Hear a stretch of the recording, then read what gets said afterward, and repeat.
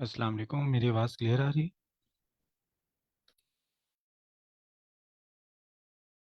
वालेकुम अस्सलाम। Yes sir.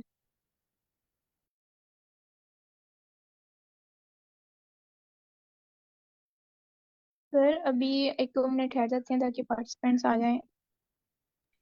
ठीक है, ओके।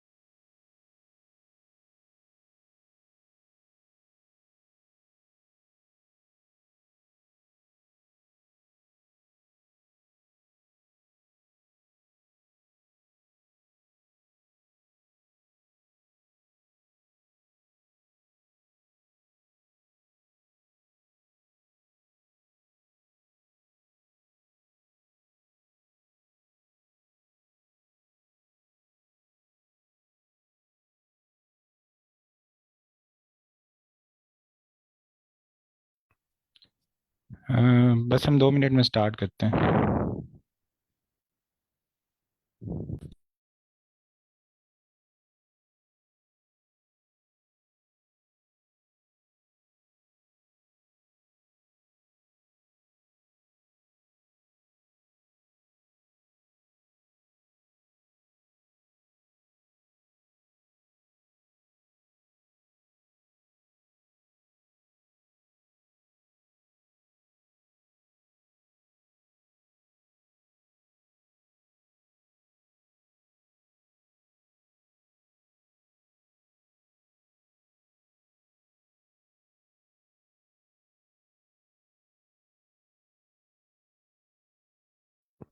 बिस्मिल्लाहिर्रहमानिर्रहीम।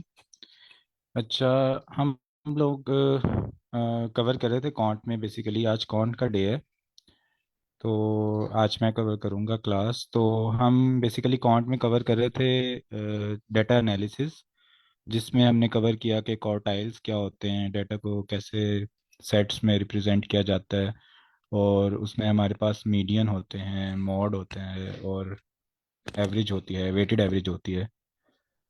तो उसी को कॉन्सेप्ट को फर्दर अगर हम आगे लेके चलें तो हमारे पास आता है स्टैंडर्ड डेविएशन, और क्वार्टाइल्स से ही रिलेटेड एक कॉन्सेप्ट आता है परसेंटाइल्स।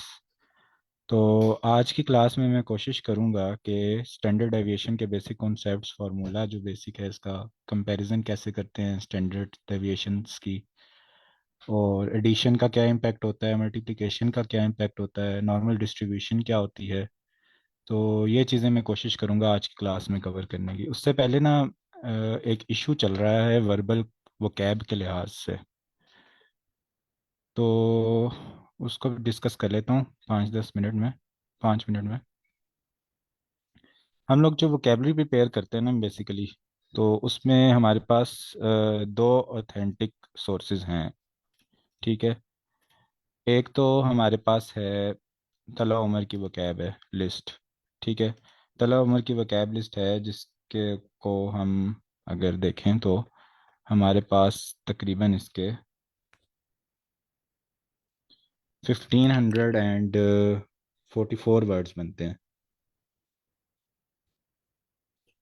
सॉरी, हाँ, 1544 वर्ड्स हैं, जो कि ये वर्ड्स हैं। ठीक है। तो ये काफ़ी ज़्यादा लंबी लिस्ट थी। इसके अलावा मगूश के फ्लैश कार्ड्स होते हैं जो हम कवर करते हैं, और इसके अलावा ग्रेग मैट की वोकैब होती है। ठीक है। अब ये जो जेंटलमैन है तला उमर, इनको हम फॉलो कर रहे थे काफ़ी, क्योंकि इनकी ना लेटेस्ट वोकैब लिस्ट होती है। लेकिन जीआरई ने अभी क्या किया कि जीआरई की जो ऑफिशियल शॉप है वेबसाइट पर, वहाँ पे इन्होंने ना एक लिंक शेयर कर दिया वोकेबलरी फ्लैश कार्ड के नाम से।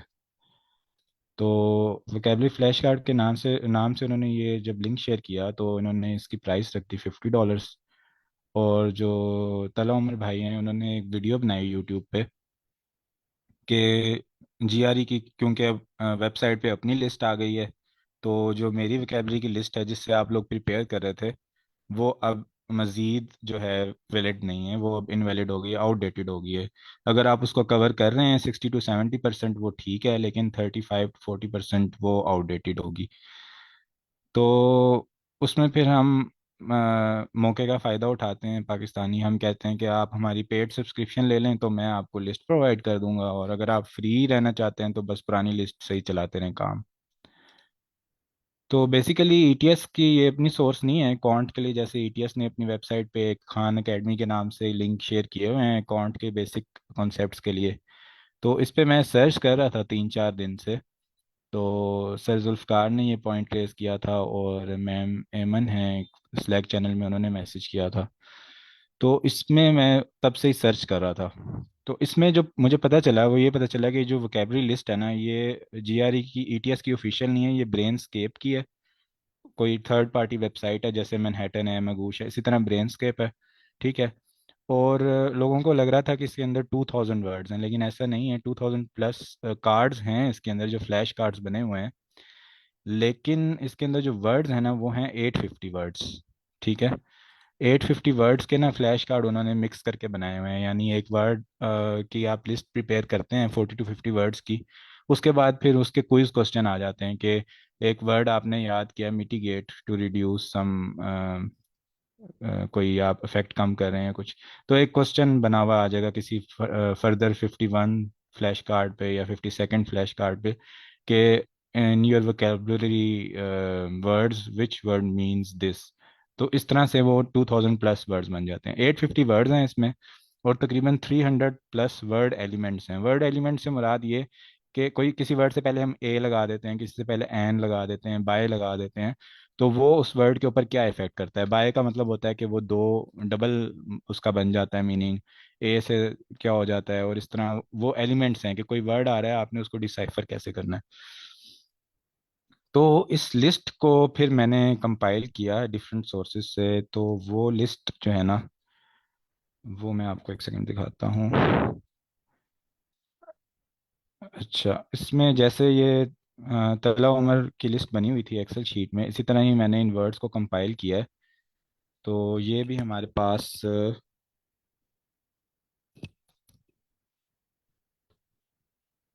850 वर्ड्स बनते हैं। ठीक है, इनको अब कंपाइल किया, अब इनको प्रिपेयर कैसे किया जाए, ये तो खाली वर्ड्स हैं, फ्लैश कार्ड तो है नहीं। ठीक है। अगर तो फ्लैश कार्ड आपको यूज़ करने हैं, फिर तो आपको सब्सक्रिप्शन बाय करनी पड़ेगी, लेकिन अगर हम पहले उस तरह से कर रहे थे, तला उमर की लिस्ट को कर रहे थे, तो हम इस लिस्ट को भी उस तरह से कर सकते हैं। तो इसका बेसिकली ये होता है कि एक ऐप होती है एंकी ऐप के नाम से। ठीक है, इसको मैं एक सेकंड।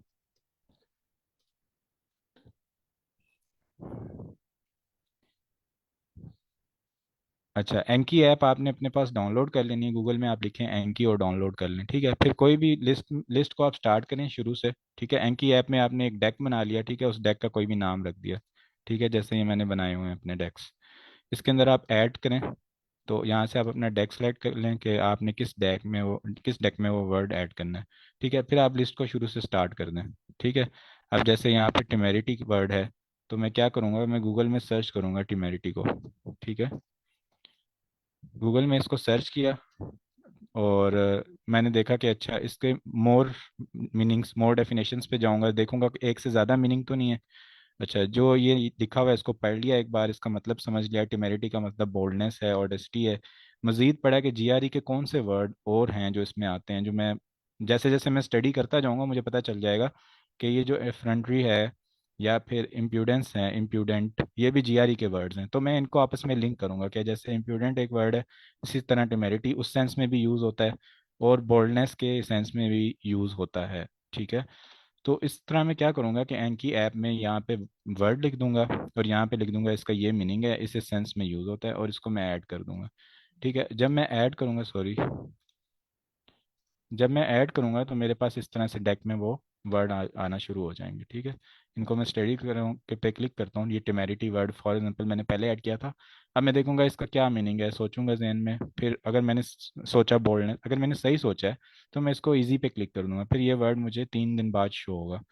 अगर मैंने गलत सोचा, मुझे सही इसका जवाब नहीं है, तो मैं अपने लिहाज से हार्ड पे या अगेन पे जो भी टाइम आ रहे हैं यहाँ पे 6 मिनट के अंदर अंदर मुझे दिखाओ या 10 मिनट के अंदर दिखाओ, तो मैं इस पर क्लिक कर लूँगा और ये फिर टाइम बढ़ता जाता है कि गुड पे फिर जाके 3 दिन आ जाते हैं, इजी पे जाके जो है वो, सॉरी, इजी पे हमारे पास 1 डे आ जाता है, इजी पे हमारे पास सॉरी मंथ तक चला जाता है, यानी बढ़ता जाता है टाइम इधर। और ये अगेन वाला टाइम जो है ये रिड्यूस होता है जैसे जैसे आप वर्ड्स को कवर करते जाते हैं। ठीक है, ये मैं इंशाल्लाह शेयर कर दूंगा इसको अपलोड करके लिस्ट को।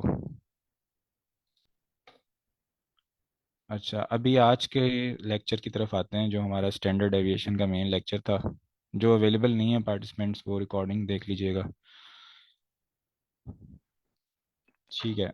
अच्छा, स्टैंडर्ड एविएशन में क्या बेसिकली होता है?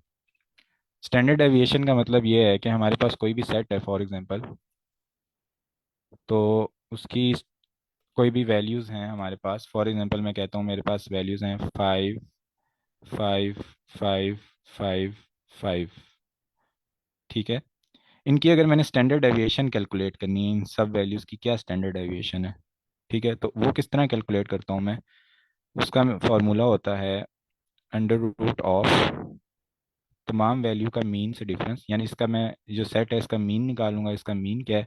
ठीक है, फॉर एग्जांपल मैं इसको 5 के बजाय मैं कहता हूँ कि कॉन्सेप्ट समझने के लिए और फार्मूला बनाने के लिए मैं कहता हूँ कि मेरे पास वैल्यूज़ हैं x1, x2, x3, x4, x5, इस तरह मेरे पास वैल्यू कोई भी रैंडम वैल्यूज़ हैं। फार्मूला के लिए क्या होगा, मैंने देखना है इनका मीन क्या है। ठीक है, मैं मीन को कहता हूँ कि m इनका मीन है, ठीक है, जो एवरेज है इनकी, ठीक है, वो m हो गया। तो अब मैंने क्या देखना है स्टैंडर्ड एविएशन में, बेसिकली मैंने जो बाय डेफिनेशन मैंने इनका देखना है कि इनके आपस में डिफरेंस कितने हैं, वेरिएंस कितनी है, डिस्पर्स कितनी है वैल्यूज मीन से। ठीक है, तो मीन से डिस्पर्स कितनी है, तो वो मैं कैसे चेक कर सकता हूँ कि फॉर एग्जांपल मैंने एक्स को चेक करना है कि वो मीन से कितनी दूर है, तो मैं चेक करूंगा m-x1। ठीक है, जो दूसरी वैल्यू को मैं चेक करूंगा m-x2। ठीक है, इस तरह मैं इनको चेक करता जाऊंगा कि ये मीन से कितनी दूर है। ठीक है, अब ये तो एक एक वैल्यू के का चेक करने का तरीका है। अब मैंने ओवरऑल एक सेट की अगर स्टैंडर्ड डेविएशन फाइंड आउट करनी है, तो उसके लिए मैं एक ओवरऑल फार्मूला बनाऊंगा जिसमें मैं कहूँगा m-x1, इसका स्क्वायर ले लूँगा, ठीक है, प्लस m-x2, इसका स्क्वायर, एंड सो ऑन करते हुए m माइनस जो भी हमारी x की है आखिरी वैल्यू, फॉर एग्जांपल xn का स्क्वायर, यानी स्क्वायर ऑफ वेरी जो डिफरेंस है वो मैं ले लूँगा, इसको मैं डिवाइड कर दूंगा टोटल नंबर ऑफ वैल्यूज से जो कि n है, जो कि यहाँ पे हमारे पास 5 है, फॉर एग्जांपल कि x की 5 वैल्यूज हैं तो 5 के इक्वल, और इसका मैं अंडर रूट ले लूँगा। ठीक है, ये मेरे पास जो होगा स्टैंडर्ड डेविएशन का फॉर्मूला होगा। ठीक है, अब इसको हम एक अगर आसान करके समझना चाहें एग्जाम्पल से, तो मेरे पास अगर कोई वैल्यूज़ हैं 5, 5, 5, 5, 5, अगर मैं इनका मीन फाइंड आउट करूं, ठीक है, तो मुझे क्या करना है, 5 को 5 बार ऐड कर देना है और 5 से डिवाइड कर देना है। ठीक है, तो मैं इसको 5 को 5 बार ऐड करूं और इसको 5 से डिवाइड करूं, तो मेरे पास इसका मीन 5 आ गया, यानी ये जो सेट है इसका मीन मेरे पास 5 आ गया। अब मैंने इसकी स्टैंडर्ड डेविएशन जब फाइंड आउट करनी है, तो मेरे पास क्या होगा, जब मैं सब वैल्यूज के अंदर से इसको मीन में से सब वैल्यू को माइनस करूंगा बारी बारी, तो ये क्या होगा, 5-5, 5-5, 5-5, यानी ये 0 0 0 0 बनता जाएगा। ठीक है, तो ये ऊपर मेरे पास 0 आ जाएगा डिनोमिनेटर में। ठीक है, और न्यूमरेटर में मेरे पास 0 आ जाएगा और नीचे डिनोमिनेटर में मेरे पास टोटल नंबर है जो कि 5 है और इसका अंडर रूट। ठीक है, जब मैं इसको सॉल्व करूंगा तो मेरे पास अल्टीमेटली क्या होगा, आंसर 0 आएगा, यानी ये जो सेट के सारे नंबर्स हैं, इनके अंदर अगर मैं आपस में डेविएशन देखूं तो वो 0 की डेविएशन है, इनके अंदर कोई डिफरेंस नहीं है, 0 का डिफरेंस है, ये सारी एक ही तरह की वैल्यूज हैं। ठीक है, अब मैं फॉर एग्जांपल कहता हूँ कि मेरे पास जो वैल्यूज हैं वो हैं 2, 3, 4, 5 एंड 6, ये मेरे पास वैल्यूज़ हैं। तो अब मैंने देखना है कि इनका कैसे स्टैंडर्ड डेविएशन क्या होगी इनकी। ठीक है, तो जीआरई में बेसिकली आपसे ना एग्जैक्ट स्टैंडर्ड डेविएशन का नहीं पूछेंगे, आपको एक सेट दे देंगे इस तरह का, दूसरी तरफ आपको दूसरा सेट दे देंगे और पूछेंगे इनमें से किसकी स्टैंडर्ड डेविएशन ज़्यादा है। या स्टेट सेट के साथ ऑपरेशंस करके आपसे चेक पूछेंगे कि अगर इसके साथ फलां चीज़ की जाए, तो वो मैं भी आपको बताता हूँ, तो इसकी स्टैंडर्ड डेविएशन बढ़ेगी कम होगी क्या होगा, ठीक है। लेकिन अगर आपको स्टैंडर्ड डेविएशन फाइंड आउट करनी पड़ भी जाती है, फॉर एग्जांपल कोई ऐसा क्वेश्चन हार्ड लेवल पे जाके आ भी जाता है कि आपको स्टैंडर्ड डेविएशन फाइंड आउट करनी पड़ेगी, तो आप इसका मीन देखेंगे, ठीक है। अब आपस में सारी वैल्यूज से अगर आप डिस्टेंस देखें, तो 2 और 3 और 4 ये इक्वली स्पेस्ड सेट है, तो इसका मतलब कि जो इसका मीडियन है वही इसका मीन है, जो इक्वली स्पेस सेट होता है उसमें जो मीडियन होता है वही उसकी एवरेज होती है, ठीक है। तो इसमें हम क्या करेंगे, 4 में से सारी वैल्यूज को बारी बारी माइनस करके स्केल लेके ऐड करेंगे और इसको टोटल नंबर से डिवाइड करेंगे, तो हमारे पास इसकी स्टैंडर्ड डेविएशन आ जाएगी। ठीक हो गया। अच्छा, अब स्टैंडर्ड डेविएशन के अंदर दो जो दूसरी चीज़ मैंने बतानी है, बेसिक कॉन्सेप्ट बता दिया, फॉर्मूला बता दिया। अच्छा, एडिशन और सब्ट्रैक्शन, एडिशन सब्ट्रैक्शन से क्या इफेक्ट होता है। अब जीआरई में क्वेश्चन आता है मेरे पास कि क्या होगा अगर मैं इस सेट की ऑल वैल्यूज़ जो हैं मेरे पास जितनी भी वैल्यूज़ हैं उनके अंदर अगर मैं +5 कर दूं, ठीक है। अगर इन सारी वैल्यूज़ में मैं +5 करता हूँ, इसको मैं कहता हूँ 7, ठीक है, इसको मैं कहता हूँ ये 8 हो गया, इसको कहता हूँ 9 हो गया, इसको कहता हूँ 10 हो गया और इसको कहता हूँ 11 हो गया, ये सारी वैल्यूज़ में मैंने 5 ऐड कर दिया, ठीक है। अब मैं कहता हूँ कि इसकी स्टैंडर्ड डेविएशन बढ़ी है या कम हुई है, ये चेक करना है। तो इसका आंसर ये है कि इसकी स्टैंडर्ड डेविएशन सेम रही है, जितनी इसकी पहले स्टैंडर्ड डेविएशन थी उतनी ही अभी है, ठीक है। इसकी स्टैंडर्ड डेविएशन पे कोई फर्क नहीं पड़ा, जहाँ जितनी इसकी पहले थी, एडिशन अगर मैंने एक सेम नंबर से कर दी है सेट में, तो इसकी स्टैंडर्ड डेविएशन पहले की जैसी ही है। इसी तरह सब्ट्रैक्शन है, अगर मैं -5 करता हूँ सारे वैल्यूज में से, ठीक है, तो मेरे पास ये बन जाता है -3, -2, -1, 0 एंड 1, ठीक है। अब ये मेरे पास अगर मैं सब में से -5 करूँ तो फिर भी क्या है कि अगर मैं इसकी स्टैंडर्ड डेविएशन कैलकुलेट करता हूँ तो फिर भी वो सेम ही रहती है जो पहली ओरिजिनल सेट की थी। इसका मतलब ये हुआ कि हमने एक प्रॉपर्टी देखी कि स्टैंडर्ड डेविएशन अगर किसी सेट के तमाम वैल्यूज़ में मैं कोई चीज़ प्लस या माइनस कर रहा हूँ तो उसकी स्टैंडर्ड डेविएशन को फर्क नहीं पड़ता, वो वैसी की वैसी ही रहती है जो उसकी पहली वैल्यू थी। लेकिन अगर मैं इसको मल्टीप्लाई कर देता हूँ 5 से सारे नंबर्स को, ठीक है, मैं कहता हूँ कि ये ओरिजिनल सेट को मैं ×5 कर देता हूँ सारे नंबर्स को, ठीक है, तो ये मेरे पास आ जाएगा 10, 15 और 20, 25 एंड 30, ये मेरे पास वैल्यूज़ बन जाएंगी, ठीक है। तो अगर ये मेरे पास वैल्यूज़ बन रही हैं तो अब क्या हुआ है, अब मेरी जो वैल्यूज़ के अंदर गैप है वो बढ़ गया है, 5, 5 का गैप आ गया है, ठीक है, पहले 1, 1 का गैप था। तो अब क्या होगा, इसकी स्टैंडर्ड डेविएशन इंक्रीज हो जाएगी, ठीक है। इसकी स्टैंडर्ड डेविएशन को अब ये इफेक्ट होगा कि मल्टीप्लिकेशन से सेम नहीं रहेगी जैसे एडिशन या सब्ट्रैक्शन से रहते हैं, बल्कि बढ़ जाएगी उसकी स्टैंडर्ड डेविएशन। अगर मैं डिवाइड करता हूँ इसको, इसी सेट को मैं कहता हूँ कि मैं 5 से डिवाइड कर रहा हूँ, तो फिर क्या होगा, फिर स्टैंडर्ड डेविएशन बढ़ेगी या कम होगी ये देख लेते हैं, ठीक है। अगर मैं इस सेट की वैल्यूज लिखता हूँ, ये जो ओरिजिनल सेट है 2, 3, 4, 5, 6, इसको मैं 5 से डिवाइड करता हूँ, तो मेरे पास आता है 0.4, 0.6 एंड 0.8, 1 एंड 1.2, ये मेरे पास वैल्यूज आ जाती हैं, ठीक है। अगर मैं 5 से सारी वैल्यूज को ओरिजिनल सेट के डिवाइड करता हूँ, तो अब क्या हुआ है कि स्टैंडर्ड डेविएशन इनके अंदर कम हो गई, यानी कि अंदर जो डिस्टेंस बन देख रहे हैं आप लोग अगर गौर करें, तो जस्ट 0.2 का रह गया है, ठीक है। पहले इनके अंदर 1 का डिस्टेंस था, अब 0.2 का डिस्टेंस रह गया। इसका मतलब जब मैं इनको मीन देखूंगा और आपस में जब इनकी स्टैंडर्ड डेविएशन कैलकुलेट करूंगा, तो मेरे पास डिवीजन से स्टैंडर्ड डेविएशन रिड्यूस हो गई है। अच्छा, और मैंने बताना है आपको कि नॉर्मल डिस्ट्रीब्यूशन, ठीक है। नॉर्मल डिस्ट्रीब्यूशन पे जाने से पहले हम स्टैंडर्ड एविएशन के कॉन्सेप्ट के कुछ क्वेश्चन देखते हैं कि जीआरई में कैसे टेस्ट होता है। उससे पहले किसी का कोई भी क्वेश्चन हो तो प्लीज़ पूछ लें।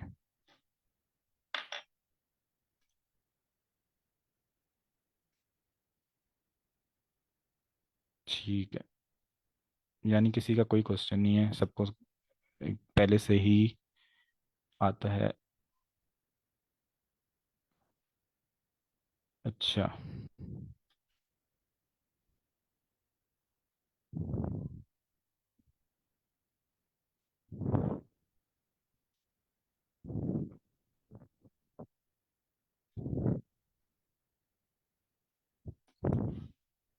अच्छा, जीआरई में क्या हो सकता है?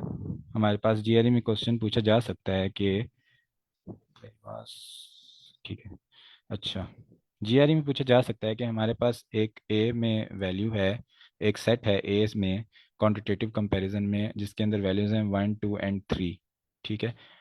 और बी है मेरे पास, उसमें मेरे पास वैल्यू हैं 0 1 2 एंड 3। तो आप लोगों के ख्याल से कि इसकी जो standard deviation of this set या फिर standard deviation of this set, तो कौन सी क्वांटिटी बड़ी होगी या दोनों की स्टैंडर्ड डेविएशन इक्वल होगी?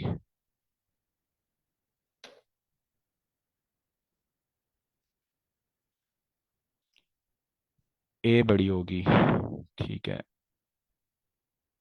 Exactly exactly। इसको कैसे हम कह सकते हैं कि ए बड़ी होगी? क्योंकि हमारे पास जो स्टैंडर्ड एविएशन होता है उसमें हम सारी चीज़ों का स्केयर लेके उनको सम कर रहे होते हैं और फिर डिवाइड कर रहे होते हैं टोटल वैल्यू से। अब यहाँ पे भी सम से एक ही वही बन रहा है, यहाँ पे भी वही बन रहा है, लेकिन यहाँ पे 3 से डिवाइड हो रहा है और यहाँ पे डिनोमिनेटर में 4 से डिवाइड हो रहा है, ठीक है। तो जब यहाँ पे मेरे पास डिनोमिनेटर इंक्रीज हो गया है तो जो वैल्यू है ओरिजिनल वो डिक्रीज हो जाएगी और मेरे पास क्वांटिटी ए बड़ी हो जाएगी, ठीक है। अब इसी को फर्दर अगर हम देखें कि मेरे पास क्वांटिटी ए है, उसमें मेरे पास है 1 2 एंड 3, और क्वांटिटी बी में मेरे पास है 0 1 2 3 एंड 4। अभी आपको क्या लगता है कि किस किस सेट की स्टैंडर्ड डेविएशन ज़्यादा होगी?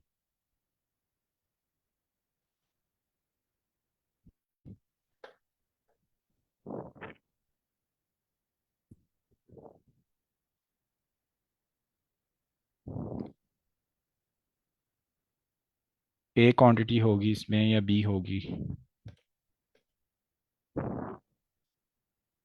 बी की बड़ी होगी, ठीक है। इसमें क्वांटिटी बी की बड़ी होगी बिल्कुल, क्योंकि हमारे पास ये सेट है ना 1 2 3, अगर हम देखें तो यहाँ पे 1 2 3 यहाँ तक इनकी स्टैंडर्ड डेविएशन की वैल्यू सेम आ रही है, ठीक है। लेकिन यहाँ पे क्या हो रहा है कि डिनोमिनेटर में तो सिर्फ +1 हो रहा है, लेकिन जो मेरे पास न्यूमरेटर है उसके अंदर +16 हो रहा है, ठीक है।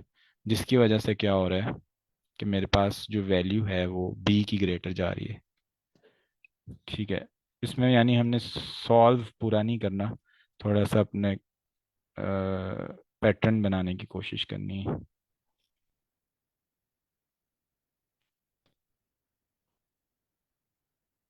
आज क्लास में काफ़ी खामोशी चल रही है।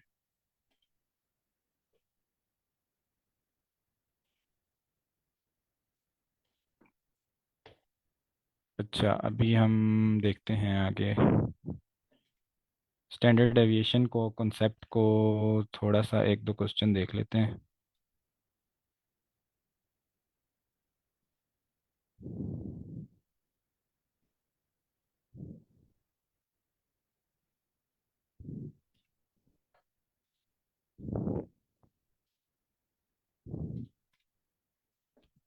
अच्छा, इस क्वेश्चन को आप लोग ट्राई करें। ये क्वेश्चन है कि हमारे पास एक एमबीए का एंट्रेंस एग्ज़ाम हो रहा है, उसमें score are calculated by adjusting the student score using formula. ये फार्मूला है जिससे वो कर रहे हैं y = 3/2x + 55, ठीक है। Where x is the original score of the student and y is the adjusted of score of the student. जो हमारे पास x है ये इसका ओरिजिनल है और y जो है इसका न्यू स्कोर है, ये वाला जो है ये न्यू स्कोर है। If the standard deviation of original score of all student that took test is 450, जो ओरिजिनल थे उनकी जो स्टैंडर्ड डेविएशन थी वो 450 थी, then what will be the standard deviation of the adjusted score, ठीक है। इससे मुझे ये पता चल रहा है कि जो मेरे पास एक्स वैल्यूज़ थी उसकी अगर मैं स्टैंडर्ड डेविएशन देखूं तो मेरे पास बन रहा है x = 450। लेकिन जो मेरे पास अभी रिलेशन है 3/2x + 55, जो मेरे पास अभी एक्सप्रेशन है वो जो पिछली स्टैंडर्ड डेविएशन है उसका 3/2 है और 55 उसके अंदर ऐड हो रहा है। तो इसको कैसे सॉल्व कर सकते हैं हम, आप लोगों का कोई आइडिया?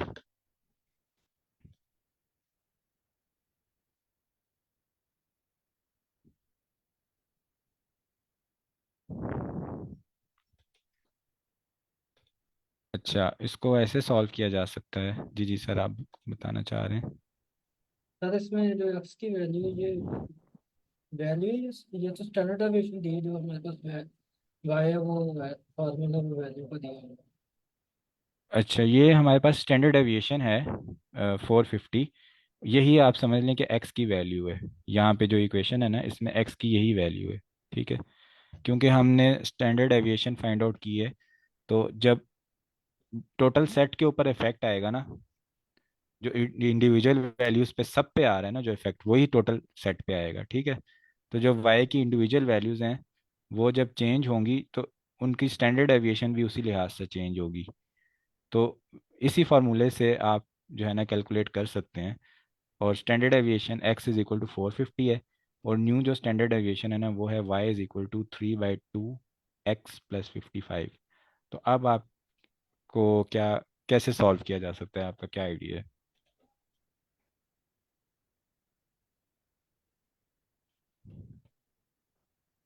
सर समझ नहीं अच्छा, समझ नहीं आ रही। है। अगर ये एक्स आप कह रहे हैं स्टैंडर्ड डेविएशन, मतलब ये एक्स की वैल्यू है और आप कह रहे हैं कि वाई की हमें वो हाँ, ये एक्स की स्टैंडर्ड जो जो डेविएशन। ये समझ लें कि स्टैंडर्ड डेविएशन है। ठीक है, ये जो एक्स है ना यहाँ पे, ये स्टैंडर्ड डेविएशन है पिछले सेट की। और जो यस। नया सेट है उसकी स्टैंडर्ड डेविएशन है वाई। तो अब आपने नए सेट की स्टैंडर्ड डेविएशन बतानी है, वो क्या होगी? 430 सर कह रहे हैं। ठीक है, इसको चेक कर लेते हैं। इसको अगर मैं, अब x की वैल्यू मुझे गिवन है 450, ठीक है, और इक्वेशन भी गिवन है 3/2 एक्स प्लस 55। इसमें मैं x की वैल्यू अगर पुट करता हूँ, ठीक है, तो मैं इसकी स्टैंडर्ड डेविएशन कैलकुलेट कर सकता हूँ। ठीक है, तो इसके अंदर जब मैं x की वैल्यू पुट करता हूँ, तो ये मेरे पास जब कैंसिलेशन करता हूँ मैं इसकी, तो ये मेरे पास बन जाता है 225। और जब मैं इसको 3 से मल्टीप्लाई करता हूँ, तो बन जाता है 5167 एंड 675 बन जाता है। ठीक है, और साथ में 55। अब इसके अंदर बेसिकली जो कॉन्सेप्ट टेस्ट हो रहा है ना हमारा, वो ये हो रहा है कि एडिशन वाले को हमने कैंसिल कर देना है। सिर्फ हमने मल्टीप्लाई और डिवीजन का इफेक्ट देखना है कि उसका क्या इफेक्ट हो रहा है। ठीक है, इसमें ये कॉन्सेप्ट टेस्ट हो रहा है। जो अभी तक हमने पढ़ा था कि जब हम कोई कोई भी चीज़ ऐड या सब्ट्रैक्ट करते हैं सेट की तमाम वैल्यूज़ के अंदर, तो उससे कोई फ़र्क नहीं पड़ता। लेकिन अगर हम मल्टीप्लाई या डिवाइड करते हैं तो उससे फ़र्क पड़ता है। तो जब मैंने उसकी ओवरऑल तमाम वैल्यूज़ को 3 से मल्टीप्लाई कर दिया, तो भी फ़र्क पड़ेगा। और तमाम वैल्यूज से को 2 से डिवाइड कर दिया, तब भी फ़र्क पड़ेगा। तो वो फ़र्क मैंने बताना है कि क्या पड़ेगा डेविएशन के ऊपर। ठीक है, तो उसमें मैं, ये जो टेस्ट हो रहा है ना यहाँ पे, बेसिकली वो ये है कि आपने 55 उसमें ऐड नहीं करना, बाकी आपने मल्टीप्लाई और डिवाइड करना है। ठीक है, अच्छा ये बताएं कि अभी तक जो मैंने बताया है उसका समझ आ गया कॉन्सेप्ट का, या अभी तक कुछ भी समझ नहीं आया? यस सर समझ गया। समझ आया है, ठीक है। ये लेकिन क्वेश्चंस में डिफ़िकल्टी हो रही है। यस। अच्छा अच्छा, ठीक है। बस ये क्वेश्चन प्रैक्टिस से ही आते हैं, असल में क्लास में टाइम कम होता है। तो मैं बेसिक कॉन्सेप्ट तो कवर कर लेता हूँ, लेकिन सारी चीज़ों को और हर तरह के क्वेश्चन टाइप को कवर करना मुश्किल होता है इतने से टाइम में। तो इसलिए फिर वो फिर आप लोग खुद प्रैक्टिस करें उस चीज़ की। ठीक है, अब देखें ना, आधा घंटा हो गया है, मैंने नॉर्मल डिस्ट्रीब्यूशन भी पढ़ानी है। अच्छा, नॉर्मल डिस्ट्रीब्यूशन क्या होती है? नॉर्मल डिस्ट्रीब्यूशन ये होती है कि फॉर एग्जांपल हमारे, हम अभी उस दिन क्वेश्चंस कर रहे थे मीडियंस के। ठीक है, मीडियन के क्वेश्चन में, सॉरी, मीडियन के क्वेश्चन में क्या था कि हम देख रहे थे कि हमारे पास कोई डाटा है, उसके हमारे पास एक फ्रीक्वेंसी ग्राफ बना होता है। ठीक है, उसमें हमारे पास यहाँ पे फ्रीक्वेंसी आ रही होती है, यहाँ पे डाटा के इंटरवल्स आ रहे होते हैं। ठीक है, बेसिकली ज़्यादातर ऐसे होता है। तो यहाँ पे हमारे पास या इंटरवल या वैल्यूज़ आ रही होती हैं कि उस स्पेसिफिक वैल्यू पे या उस स्पेसिफिक इंटरवल पे कितनी वैल्यूज़ हैं। तो इस तरह मेरे पास फ्रीक्वेंसी का बन रहा होता है कि यहाँ पे 10 है फॉर एग्जांपल, यहाँ पे 15 है। ठीक है, यहाँ पे 16, सॉरी 15 से कम है, 12 वैल्यूज़ हैं यहाँ पे। यहाँ पे मेरे पास 10 वैल्यूज हैं। इस तरह हमारे पास एक हिस्टोग्राम टाइप बन रहे होते हैं। अच्छा, अब कोई ऐसा डाटा है ना, अगर कि इस जिसके अंदर मेरे पास जो हिस्टोग्राम है, ठीक है, वो इस तरह से बन रहा है कि जो सेंटर वाला डाटा है वो सबसे ज़्यादा है। सेंटर वैल्यू वैल्यू है जो मीन है, जो उसके ऊपर सबसे ज़्यादा डाटा है। उसके बाद मीन से एक थोड़ा सा दूर जाता हूँ तो कुछ कम वैल्यूज होती हैं, फिर थोड़ा दूर जाता हूँ तो कुछ कुछ कम वैल्यूज होती हैं, और थोड़ी कम फ्रीक्वेंसी बन जाती है वैल्यूज की। इसी तरह जब मैं मीन से वापस नेगेटिव माइनस वाली साइड पे आता हूँ तो तब भी यही सिचुएशन चल रही होती है। ठीक है। अब ये वाला जो हिस्टोग्राम होता है, इसके अंदर हम कहते हैं कि ना हमारी जो वैल्यूज है ना, फॉर एग्जांपल यहाँ पे कोई वैल्यू है, यहाँ कोई वैल्यू, यहाँ कोई, तो उनका ना जो ये आपस में जो डिस्टेंस बन रहा है, ठीक है, वो एक यूनिवर्सल टाइप सा डिस्टेंस बन रहा है। ठीक है, उस एक जगह तक के डिस्टेंस को हम कहते हैं कि 1 स्टैंडर्ड डेविएशन है ये। ठीक है। अब जब इसकी 1 स्टैंडर्ड डेविएशन में जो है वैल्यू कुछ आ रही हैं, और जब फर्दर एक 2 स्टैंडर्ड डेविएशन तक जाता हूँ तो कुछ वैल्यू कम हो रही हैं, ऐसे बन रही हैं, फिर 3 तक जाता हूँ तो फिर कुछ वैल्यू कम हो रही हैं। इसी तरह आगे जाता हूँ, ठीक है, ये -1 है, अगर मैं +1 स्टैंडर्ड डेविएशन की तरफ जाता हूँ तो कुछ इसी तरह से उसी पैटर्न में कम हो रही है। तो ये जब मैं इसको कर्व बनाता हूँ इस हिस्टोग्राम की, तो ये कोई इस तरह की कर्व बन जाती है। ठीक है। इस कर्व को कहते हैं कि ना ये थोड़ी मेरी कर्व जो है ये टेढ़ी मेढ़ी सी बन गई है। इस कर्व को अगर मैं बनाता हूँ एग्जैक्टली पैटर्न के ऊपर, तो ये कुछ इस तरह की कर्व बनती है। ठीक है। अब ये जो कर्व बनी है ना, इसको बेसिकली कहते हैं बेल शेप कर्व। ठीक है। और ये जो डिस्ट्रीब्यूशन है जिसमें दोनों तरफ इक्वली डिस्ट्रीब्यूट हुआ हुआ है डाटा मीन से, इसको हम कहते हैं नॉर्मल डिस्ट्रीब्यूशन। बेल शेप भी कहते हैं, नॉर्मल डिस्ट्रीब्यूशन भी कहते हैं। ठीक है।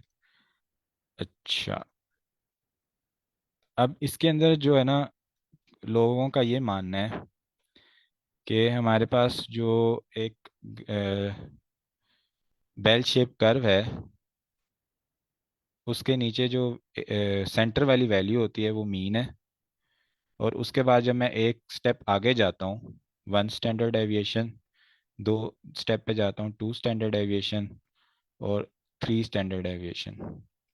इसी तरह जब मैं पीछे आता हूँ तो ये -1 स्टैंडर्ड डेविएशन, ठीक है, और ये -2 स्टैंडर्ड डेविएशन, और ये -3 स्टैंडर्ड डेविएशन। जो सबसे ज़्यादा वैल्यूज़ होती है ना डाटा में, वो यहाँ पे होती हैं। ठीक है। और नॉर्मल नॉर्मल डिस्ट्रीब्यूशन की खूबसूरत बात ये होती है कि ये कोई भी जो डाटा सेट है, जितनी भी वैल्यूज़ पे मुश्तमिल है, इसका जो मीन होता है वो मीडियन के, और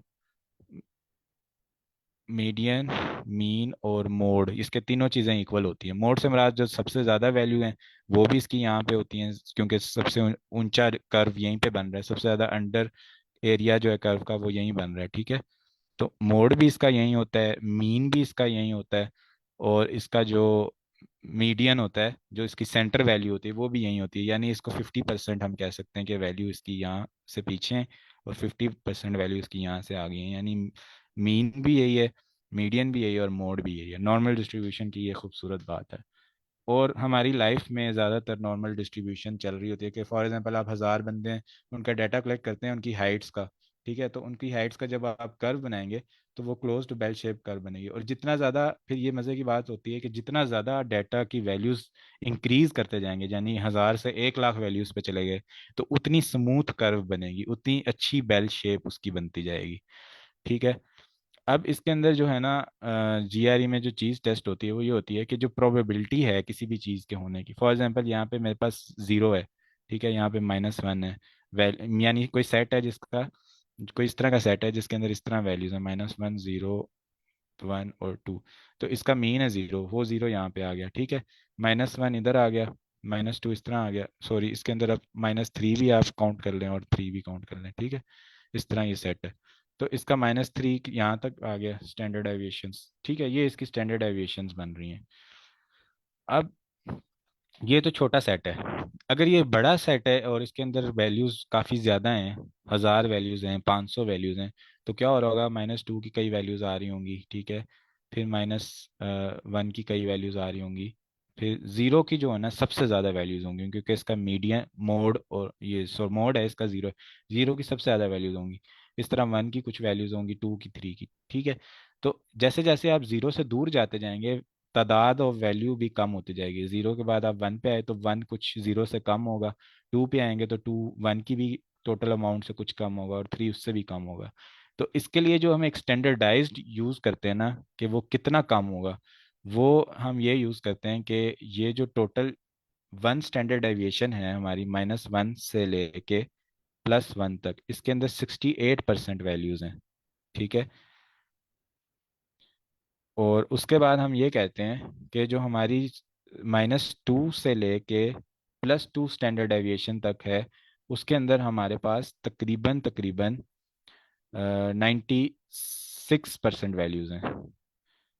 और जो मेरे पास सॉरी स्टैंडर्ड डेविएशन बन रही है मेरे पास -3 से लेके 3 तक, इसके अंदर मेरे पास अप्रोक्सीमेटली मैं कहूँगा कि 100% वैल्यूज आती हैं।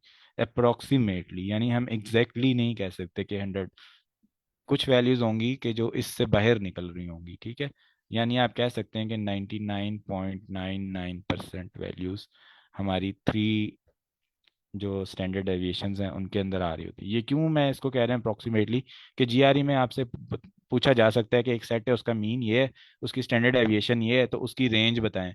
तो वो आप कहेंगे अच्छा वन ये पहली स्टैंडर्ड डेविएशन यहाँ बन रही, दूसरी यहाँ बन रही, तीसरी यहाँ बन रही।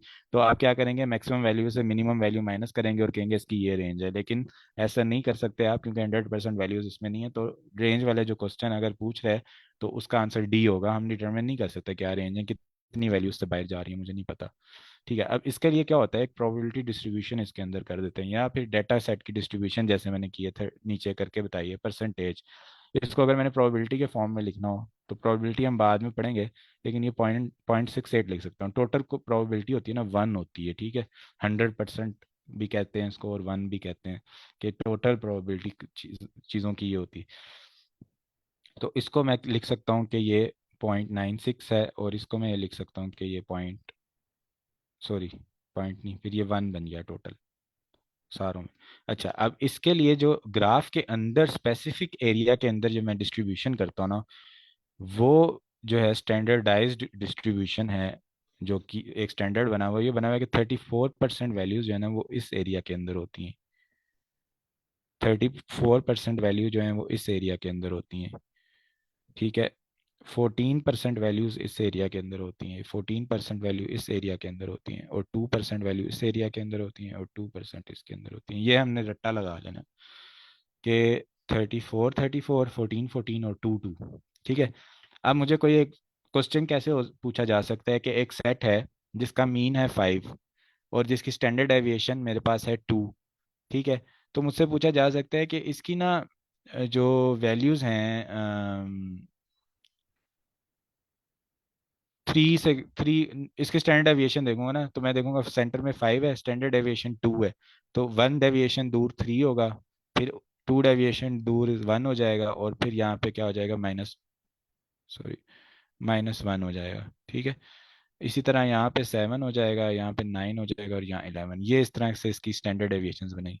तो मुझसे पूछा जा सकता है कि कितनी परसेंट वैल्यूज जो हैं वो 3 या 3 से, यानी एक्स कितनी परसेंट वैल्यूज जो हैं कि how much of x is less than और इक्वल टू 3।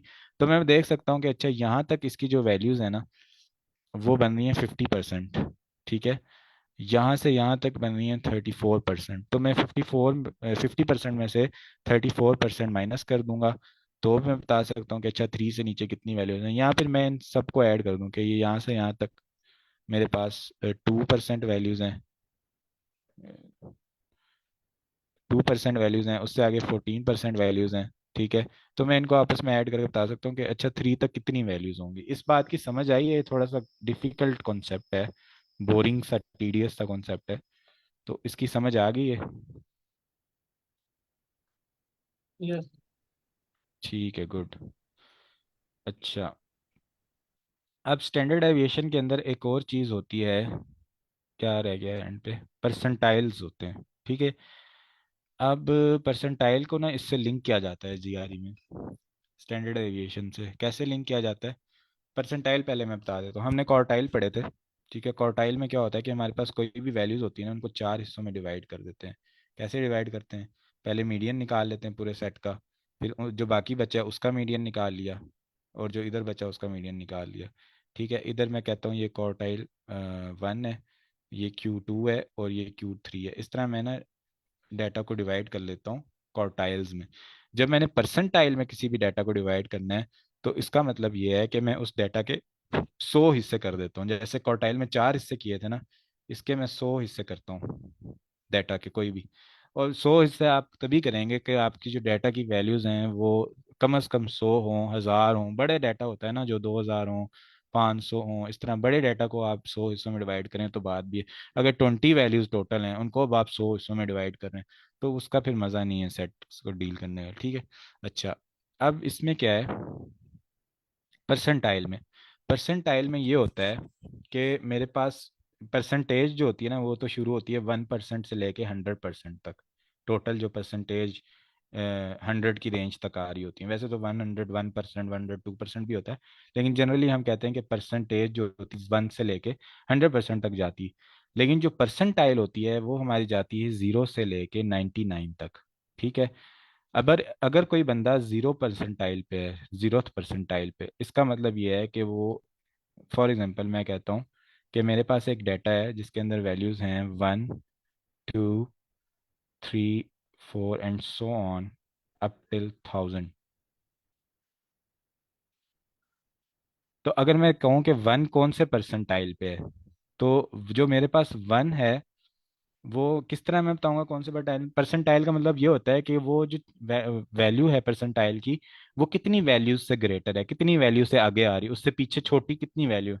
अगर मैं देखूं कि 1 से पीछे छोटी कितनी वैल्यू है, तो वो 0 वैल्यूज हैं, तो इसको मैं कहूंगा कि ये 0th परसेंटाइल पे है। ठीक है। इस तरह जो 1000 है ना, उसको मैं ये नहीं कह सकता कि ये 100% है, नहीं। ये 100% से तो बेहतर नहीं हो सकता, 100% चीज़ों से बड़ा नहीं हो सकता। 100% का मुराद है पूरा सेट, पूरे सेट से तो ये बाहर नहीं है ना। अगर ये पूरे सेट से बाहर होता तो मैं कहता 100% सेट से ये बड़ा है, लेकिन ये सेट का हिस्सा है, तो इसलिए मैं 100% नहीं कह सकता। इसको मैं कह सकता हूँ कि ये 99 परसेंटाइल है। ठीक है।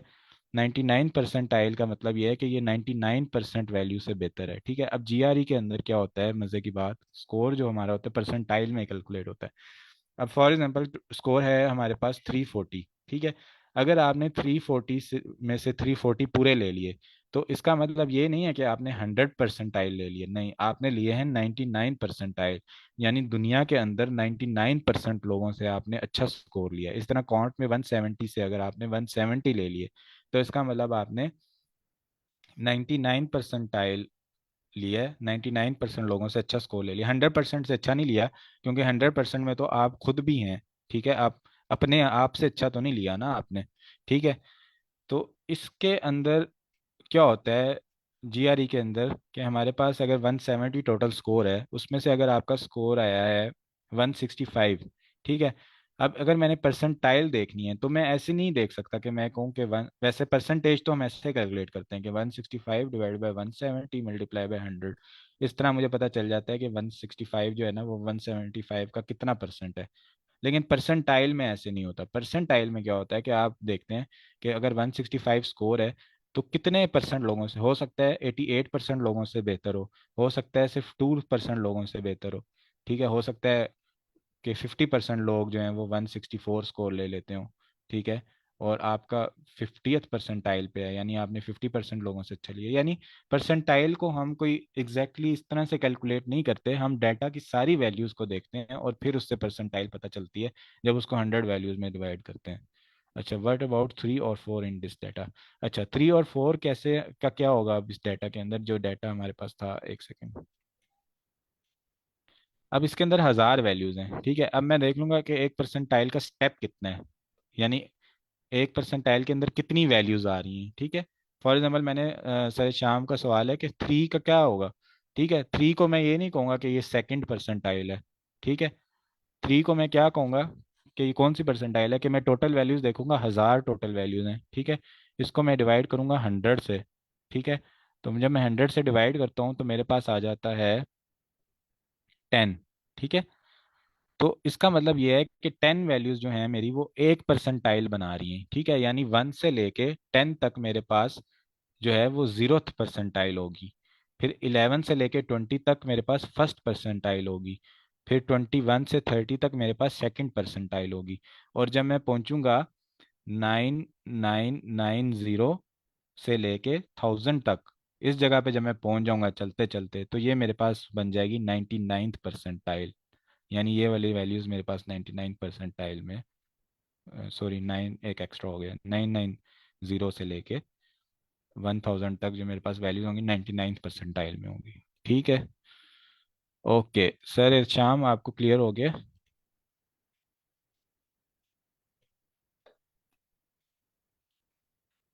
गुड। अच्छा, एक और कॉन्सेप्ट है जो जीआरई को बड़ा पसंद है। ठीक है, एक सेकंड, मुझे चार्जर कनेक्ट करना है। Just a second.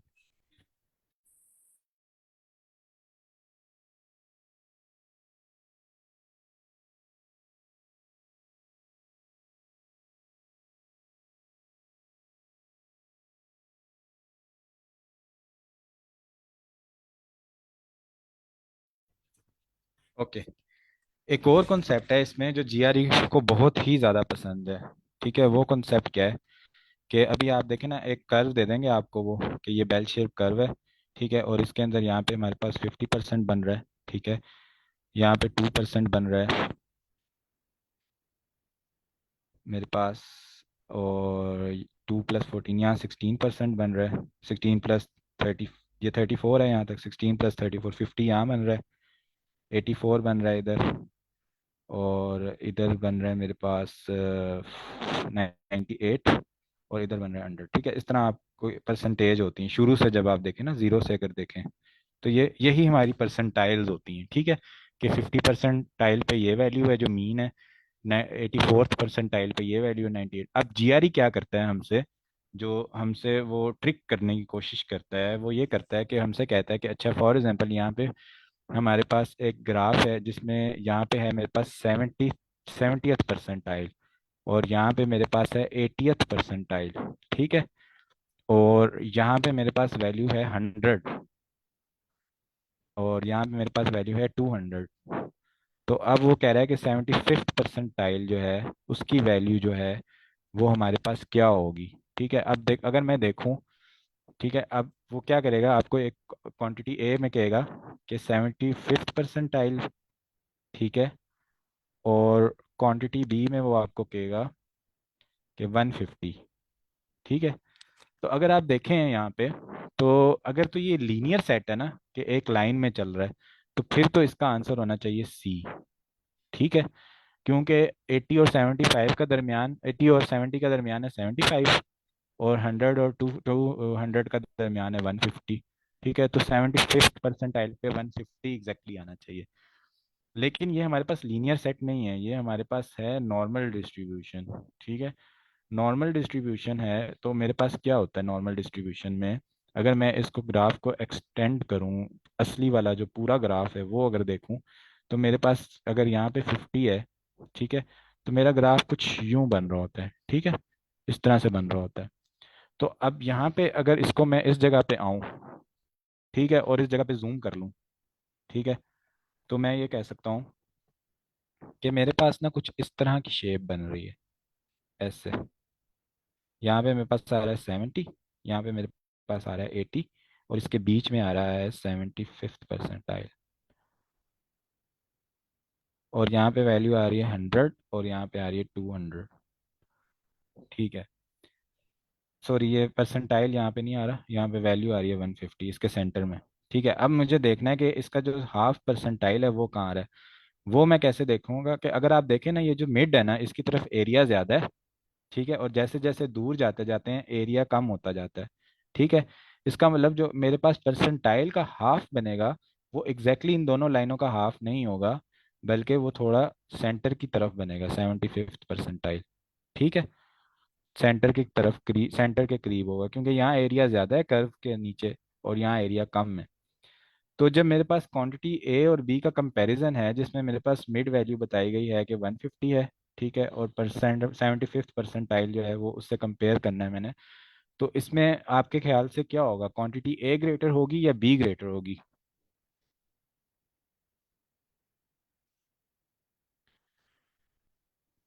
क्वांटिटी ए आप कह रहे हैं ग्रेटर होगी। नहीं, मैं ये कह रहा हूँ कि क्वांटिटी, इसको अब मैं एक सेकंड करेक्ट करता हूँ। मैंने वो समझाने में करेक्ट किया। अच्छा, यहाँ पे मैं कह रहा हूँ कि मेरे पास जो वैल्यू है ना, यहाँ पे है 100, यहाँ पे है 200, और इनके जो सेंटर में वैल्यू है वो बन रही है 150। ठीक है, और जब मैं परसेंटाइल देखता हूँ वो एग्जैक्ट सेंटर में नहीं बनती, वो थोड़ा सा इधर बनती है, क्योंकि इधर एरिया ज़्यादा है। तो जो एग्जैक्टली एरिया निकाल के हाफ करूंगा तो थोड़ी इस तरफ बनेगी। तो अब मुझे बताएं कि 150 बड़ा होना चाहिए या ए बड़ा होना चाहिए या बी बड़ा होना चाहिए। बी बड़ा होना चाहिए, अब एग्जैक्टली। भी बड़ा। एग्जैक्टली बी बड़ा होना चाहिए इसमें। अच्छा, अब एक इसके अंदर एक और चीज़ है कि हमारे पास अगर क्वेश्चन में बताया नहीं हुआ ना कि हमारे पास स्टैंडर्ड डेविएशन है, या फिर बस ये लिखा हुआ है set is distributed and standard deviation is this, तो अब आप बताएं ए बड़ा है या बी बड़ा है। तो उस सिचुएशन में मैं क्या कहूँगा, उस सिचुएशन में मैं कहूँगा कि इसका आंसर है डी, क्योंकि मुझे क्वेश्चन स्टेटमेंट में नॉर्मल डिस्ट्रीब्यूटेड नहीं लिखा हुआ।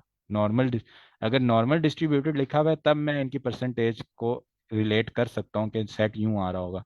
अगर नॉर्मल डिस्ट्रीब्यूटेड नहीं लिखा हुआ, सिर्फ ये लिखा हुआ है कि स्टैंडर्ड डेविएशन इतनी है और डाटा डिस्ट्रीब्यूट, तो मेरे पास ग्राफ इस तरह का भी हो सकता है। ठीक है, कोई भी शक्ल उसकी हो सकती है, यहाँ पे मीन हो सकता है, यहाँ पे पहला स्टैंडर्ड डेविएशन, दूसरा, तीसरा। ठीक है, ये नॉर्मल डिस्ट्रीब्यूटेड नहीं है ग्राफ। तो इस तरह अगर क्वेश्चन में मेरे पास आ गया तो मैं उसको डी सेलेक्ट करूंगा। ठीक है,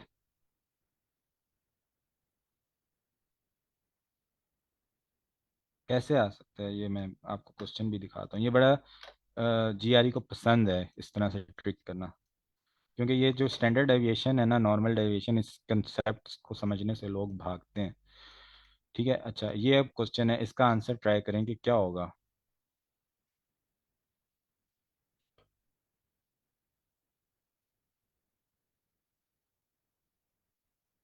ए होगा या बी होगा।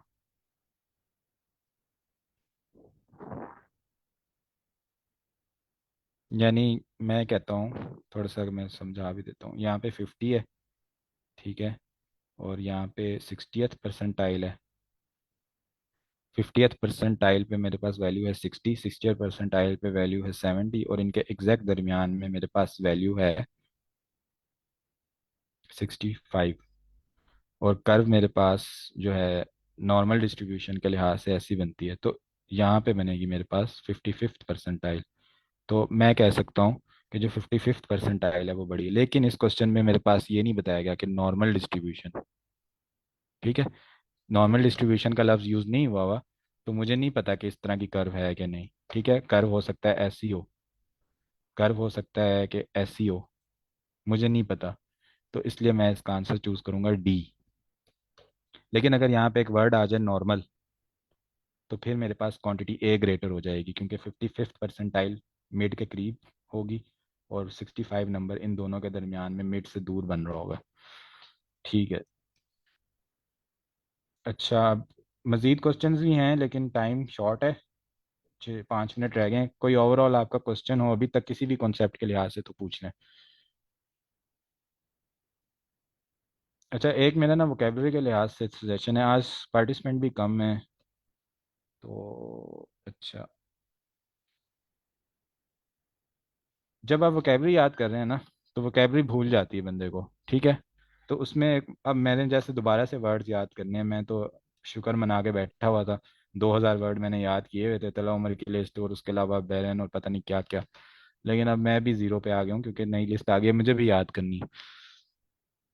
तो वोकेबलरी के वर्ड्स को याद करने का क्या तरीका है, एक तो मैंने बताया एंकी ऐप में फ्लैश कार्ड बनाए, उसके अलावा ना फन करें वर्ड्स के साथ। ठीक है, निमोनिक्स बनाएं, एक वर्ड होता है निमोनिक, मेमोरी डिवाइसेस कहते हैं इनको। ठीक है, मेमोरी डिवाइसेस, ये इंपॉर्टेंट चीज़ है, इसको समझ लें। ठीक है, अब जैसे ये वर्ड है ना मिटिगेट, इसका मतलब होता है रिड्यूस इफेक्ट। ठीक है, या फिर किसी के गुस्से को कम करना। ठीक है, किसी चीज़ के इफेक्ट को कम करना, रिड्यूस करना बेसिकली। किसी भी इफेक्ट को, गुस्से को, किसी भी चीज़ को, किसी की पावर को, किसी मिटिगेट आप करें। तो इस वर्ड को अगर आप इस तरह याद करेंगे ना मिटिगेट, और आपने अब फॉर एग्जांपल 1500 2000 वर्ड याद करने, तो आपको भूल जाएगा। ठीक है, तो इसको जब आप याद करें ना, तो आप इस वर्ड को देखें मिट्टी। ठीक है, एक वर्ड है मिट्टी। ठीक है, तो अब आप कहते हैं ना कि लड़ाई चल रही होती है, तो आप अपने दोस्तों को कहते हैं यार गलते मिट्टी पाओ, छोड़ो यार मिट्टी डालो। ठीक है। यानी आप लड़ाई को कम करने के लिए क्या कह रहे होते हैं, गलते मिट्टी पाओ, पंजाबी में बोलते हैं ना। या फिर दोस्त को कहते हैं छोड़ो मिट्टी पाओ। तो इसका मतलब आप क्या कर रहे हैं, उस गुस्से को रिड्यूस करने की कोशिश कर रहे हैं, जो लड़ाई चल रही है उसको कम करने की कोशिश कर रहे हैं। तो मिटिगेट को आप इस तरह याद कर लें। ठीक है। अब इसी तरह एक वर्ड है कि मिसक्रिएंट। मिसक्रिएंट का मतलब होता है जो लॉ को ब्रेक करता है, जो लॉ के खिलाफ कुछ करता है। तो अब आप इसको कहें, इसका प्रोनाउंसिएशन भूल जाएं और कहें मसखरा है ये।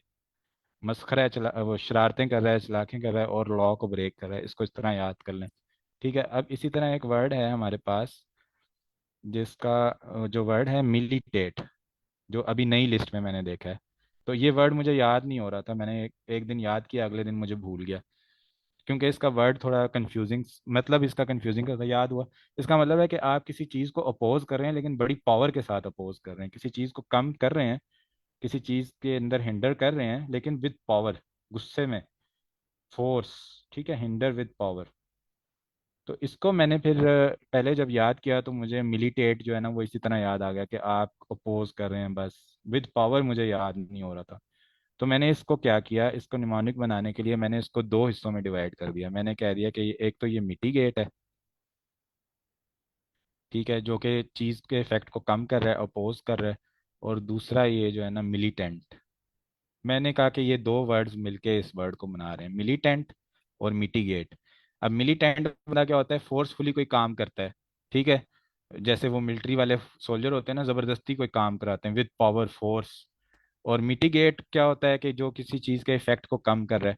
तो आप विद फोर्स किसी चीज़ के इफेक्ट को कम कर रहे हैं, तो इसका मतलब आप मिलिटेट कर रहे हैं उस चीज़ को, आप अपोज विद पावर कर रहे हैं। ठीक है। अच्छा, इस तरह अब एक और वर्ड है जो कि आता है हमारे पास, अमेलियोरेट।